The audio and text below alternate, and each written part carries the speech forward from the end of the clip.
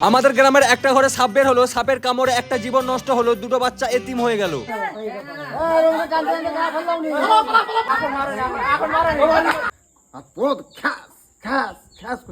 তো হয়ে গেছে আজকের বিষয়টা হচ্ছে আমরা চার বন্ধু মিলে একটা পিকনিক করছিলাম, যেটা হচ্ছে রুটির পিকনিক। আর এই পিকনিকটা আমরা রাতে ডিনার করার পরেও এই পিকনিকটা করে থাকি, কারণ এই পিকনিকটা করতে আমাদেরকে খুব ভালো লাগে। আর সেই সময়ের মধ্যে গ্রাম থেকে একটা আওয়াজ আসে যে একটা গ্রামের মধ্যে সাপ বেরিয়েছে একটা ঘরের ভিতরে। আর ভাই আমি গিয়ে দেখার পর নিজেও ভয় খেয়ে গেছি, এটা পাক্কা খড়ি সাপ, যাকে একবার কামড় দিবে তার জীবন শেষ। তারপর গ্রামের মধ্যে প্রত্যেকটা ফ্যামিলি থেকে লোক চলে আসে, তারপর অনেক লোকজনের ভিড় হয়েছে। আর এই সাপটা বের হলো ঠিক আছে, কিন্তু একটা জীবন নষ্ট করে দিয়ে চলে গেল, তার দুটো বাচ্চা একবারে এতিম হয়ে গেল। তাই আমি প্রত্যেকটা মানুষকে বলি সবাই একটু সাবধানে থাকবে, কারণ এখন সাপ বের হওয়ার সময়। আর এই সময় একটু ভুলের কারণে তোমার জীবনটাও নষ্ট হয়ে যাবে। একটা প্রচন্ড গরম আর রাতের দিকে একটু ঠান্ডা আবহাওয়া, তাই সাপ বের হওয়ার বেশি সুযোগ এখন। ভাগ্য ভালো এই সাপের কারণে একটা মুরগি মারা গেল। মানুষকে যদি কামড় দিয়ে দিত এতক্ষণ হট্টগোল উঠে যেত। আর এই মুরগি মরে যাওয়ার কারণে এই দুটো বাচ্চা এতিম হয়ে গেল। আর আমি ঘুরছি ফিরছি আর এই সাপটা কি দেখছি ভাই, যদি একটা মানুষকে কামড় দিয়ে দিত এতক্ষণ কান্না গোল উঠে যেত। ভাগ্য ভালো এই ফ্যামিলির মানুষগুলোকে আল্লাহ বাঁচাইছে। আর সাপটার সাইজ ভাই একবারে আমার মতো। তারপর আমাদের গ্রাম থেকে কিছু ফটোগ্রাফার চলে আসে ফটো তুলতে। আর ভাই সাপটার বীজ দেখে আমার একবারে মাথা পুরোই খারাপ। সাপ তো নেই, ধরেছি এত বড় সাপটা আমার তো